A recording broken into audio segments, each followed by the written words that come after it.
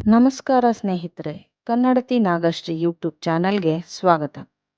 ಸ್ನೇಹಿತರೆ, ಸರ್ಪಗಳನ್ನು ಕಾರಣವಿಲ್ಲದೆ ಯಾರು ಹಿಂಸಿಸುತ್ತಾರೋ ಅಥವಾ ಹಿಂಸೆ ಮಾಡಲು ಪ್ರೇರೇಪಿಸುತ್ತಾರೋ ಅಂಥವರಿಗೆಲ್ಲ ಸರ್ಪದೋಷ ಉಂಟಾಗುತ್ತದೆ.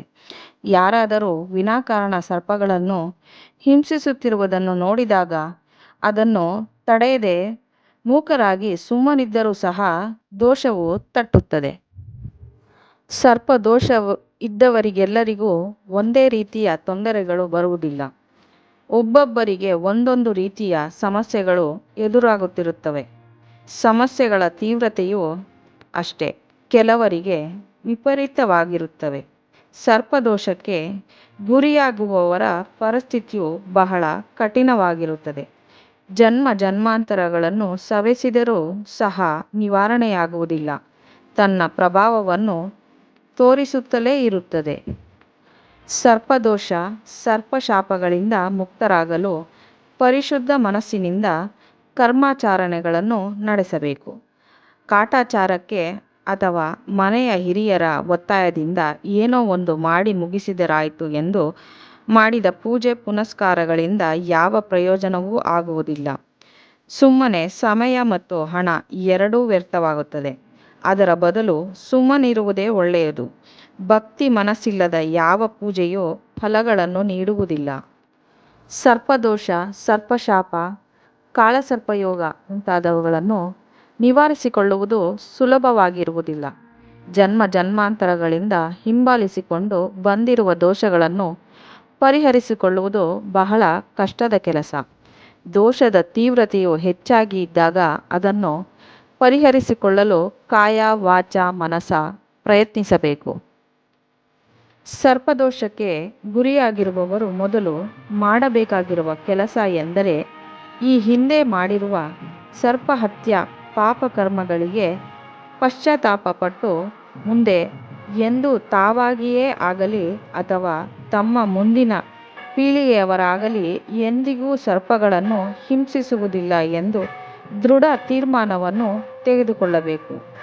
ತಿಳಿದೋ ಅಥವಾ ತಿಳಿಯದೆಯೋ ಆಗಿ ಹೋಗಿರುವ ಅಚಾತುರ್ಯಗಳನ್ನು ಮನ್ನಿಸಬೇಕು ಎಂದು ದೇವರಲ್ಲಿ ಪ್ರಾರ್ಥನೆ ಮಾಡಿಕೊಳ್ಳಬೇಕು. ಸರ್ಪದೋಷ ಮತ್ತು ಕಾಳಸರ್ಪದೋಷಗಳಲ್ಲಿ ವ್ಯತ್ಯಾಸವಿರುತ್ತದೆ. ಇದಕ್ಕಾಗಿ ನೀವು ನಿಮ್ಮ ಜಾತಕವನ್ನು ಪರಿಶೀಲನೆ ಮಾಡಿಕೊಳ್ಳಿ. ಕಾಳಸರ್ಪದೋಷದಲ್ಲಿ 12 ಬಗೆಯ ವಿಧಗಳಿವೆ.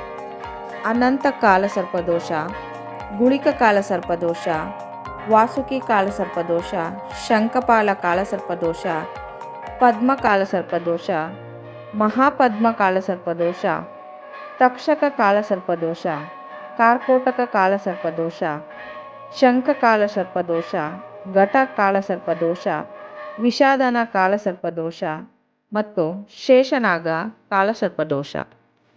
ಸರ್ಪದೋಷದಿಂದ ಮಕ್ಕಳಾಗದೇ ಇರುವುದು, ಮಕ್ಕಳಾದರೂ ವಿಕಲಾಂಗ ಮಕ್ಕಳು ಜನಿಸುವುದು, ಇಲ್ಲವೇ ಗರ್ಭಪಾತವಾಗುವುದು, ಚರ್ಮರೋಗಗಳು, ವಾಸಿ ಮಾಡಲಾಗದಂತಹ ಕಾಯಿಲೆಗಳು, ಮದುವೆ ಆಗದೇ ಇರುವುದು, ಎಲ್ಲರಿಂದಲೂ ಸದಾಕಾಲ ನಿಂದನೆಗಳನ್ನು ಕೇಳಬೇಕಾಗಿರುವುದು, ಗರ್ಭಕೋಶದ ಸಮಸ್ಯೆಗಳು, ಸತ್ತಿರುವ ಮಗುವನ್ನು ಹೆರುವುದು, ಉದ್ಯೋಗದಲ್ಲಿ ಅಡೆತಡೆ, ಒಂದು ಕಡೆ ಉದ್ಯೋಗದಲ್ಲಿ ಸ್ಥಿರತೆ ಇರದೇ ಇರುವುದು, ವ್ಯಾಪಾರ ವ್ಯವಹಾರಗಳಲ್ಲಿ ತೊಂದರೆಗಳನ್ನು ಅನುಭವಿಸುವುದು. ಒಬ್ಬೊಬ್ಬರಿಗೆ ಒಂದೊಂದು ರೀತಿಯ ತೊಂದರೆಗಳು ಆಗುತ್ತವೆ.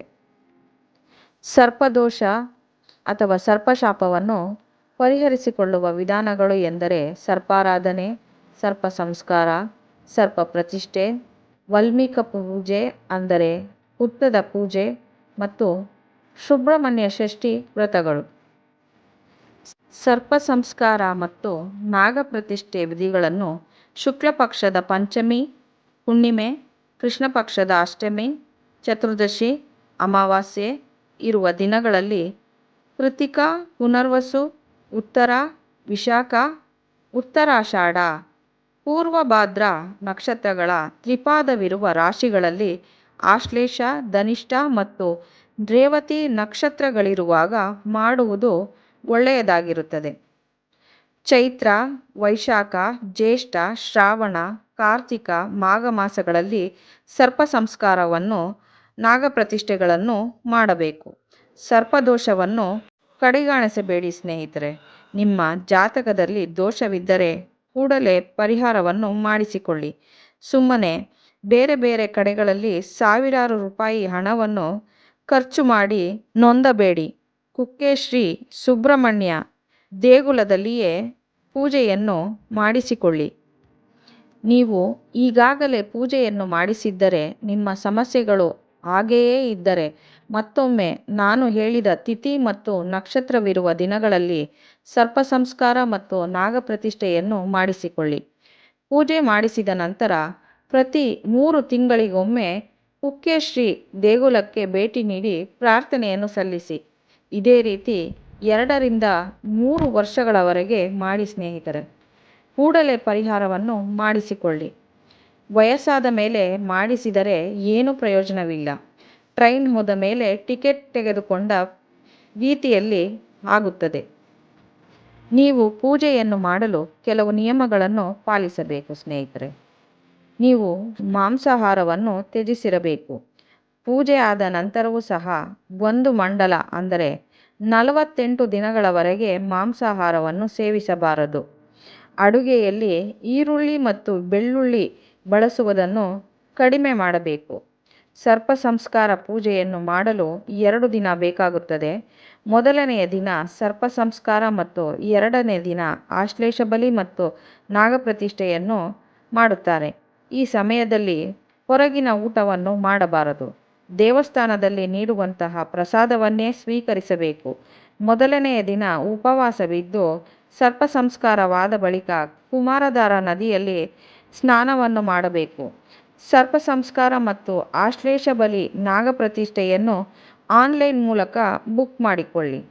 ನಿಮಗೆ ಸಾಮೂಹಿಕವಾಗಿ ಪೂಜೆ ಮಾಡಲು ಇಷ್ಟವಿಲ್ಲದಿದ್ದರೆ ಪಕ್ಕದಲ್ಲಿಯ ಸುಬ್ರಹ್ಮಣ್ಯ ಮಠದಲ್ಲಿ ಪ್ರತ್ಯೇಕವಾಗಿ ಪೂಜೆಯನ್ನು ಮಾಡಿಸಬಹುದು. ಸುಬ್ರಹ್ಮಣ್ಯ ಮಠದಲ್ಲಿಯೂ ಸಹ ನಿಮಗೆ ಊಟದ ವ್ಯವಸ್ಥೆ ಇರುತ್ತದೆ.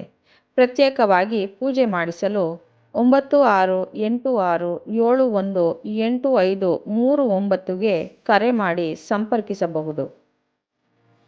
ಕುಕ್ಕೆ ಶ್ರೀ ದೇಗುಲವನ್ನು ತಲುಪಲು ಕರ್ನಾಟಕದ ಎಲ್ಲ ಜಿಲ್ಲೆಗಳಿಂದಲೂ ಬಸ್ ವ್ಯವಸ್ಥೆ ಇದೆ. ಟ್ರೈನ್ ಮೂಲಕ ಹೋಗುವುದಾದರೆ ಒಮ್ಮೆ ವಿಸ್ಟಾಡೋಮ್ ಕೋಚ್ನಲ್ಲಿ ಸೀಟ್ ಬುಕ್ ಮಾಡಿಕೊಳ್ಳಿ. ಮಲೆನಾಡಿನ ಪ್ರಕೃತಿಯ ಸೊಬಗನ್ನು ಆನಂದಿಸಬಹುದು. ಸ್ನೇಹಿತರೆ, ನಾನು ನೀಡಿರುವಂತಹ ಮಾಹಿತಿಯು ಇಷ್ಟವಾಗಿದ್ದಲ್ಲಿ ದಯವಿಟ್ಟು ನನ್ನ ಚಾನಲ್ನ ಸಬ್ಸ್ಕ್ರೈಬ್ ಮಾಡ್ಕೊಳ್ಳಿ, ಲೈಕ್ ಮಾಡಿ, ಶೇರ್ ಮಾಡಿ ಮತ್ತು ಕಮೆಂಟ್ ಮಾಡಿ. Thank you for watching.